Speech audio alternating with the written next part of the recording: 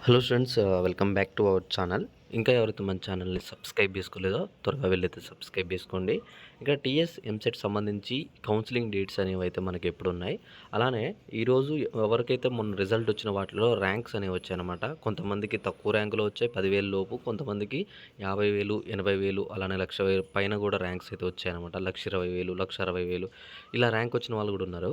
అయితే వాళ్ళకి ఎటువంటి కాలేజ్లో సీట్ అనేవి వస్తుంది, అలానే ఈ కౌన్సిలింగ్ డేట్స్ అనేవి ఎప్పుడున్నాయి, ఒకవేళ వాళ్ళు అనుకున్న బ్రాంచ్‌లో అంటే ఇప్పుడు సీఎస్ఈ, ఈసీఈ, మెకానికల్ ఈళ్ళు చేయాలనుకుంటున్న త్రిబుల్ ఈ వీటిలల్లో మీకొచ్చిన ర్యాంక్‌కి వస్తుందా? రావట్లేదా? అని జెప్పేసి గూడా నేను క్లారిటీగా మీ అందరికైతే ఈ వీడియోలో చెప్పబోతున్నాననమాట.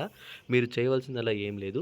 ఈ వీడియో కింద మీరేం జేస్తారంటే మీకెంత ర్యాంక్ వచ్చిందని జెప్పేసి ఒకసారి అయితే కామెంట్ జేయండి. అలానే అప్పుడు నేను జెప్తాననమాట మీకు ప్రతి ఒక్కరికి మీకు ఏ గ్రూప్ గావాలనుకుంటున్నారు, ఏ కాలేజ్‌లో రావాలనుకుంటున్నారు అని జెప్పేసి కామెంట్ జేస్తే నేను ప్రతి ఒక్క కామెంట్‌కి కూడా రిప్లై ఇచ్చి మీకు ఆ గ్రూప్‌లో వస్తుందా? రావట్లేదా? ఆ కాలేజ్‌లో వస్తదా? రాదా? అని జెప్పేసి ఒక క్లారిటీ ఇన్ఫర్మేషన్ అయితే అందిస్తాను.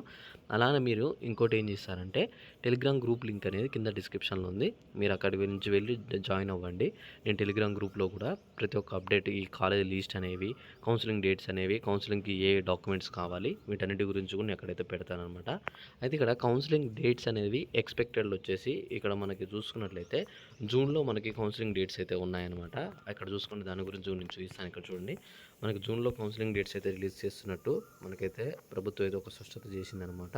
అయితే ఇక్కడ మీరు ఇక్కడ చూసుకోవచ్చు, 50,000 పైన ఉన్న ర్యాంక్ మంచిదేనా? 85,000 ఉన్న, 1,00,000 అంటే ఇక్కడ చూసుకుంటే ఆ ర్యాంక్స్ అనేవి మంచిది కాకపోయినా మీరు ఏదైతే కాలేజ్‌లో అలాట్ చేయాలనుకుంటున్నారో ఆ కాలేజ్‌లో తప్పకుండా మీకు 80,000 ఉన్నా, 90,000 ఉన్నా సరే ఈసారి మీకు మంచి ర్యాంకే అనమాట అవి.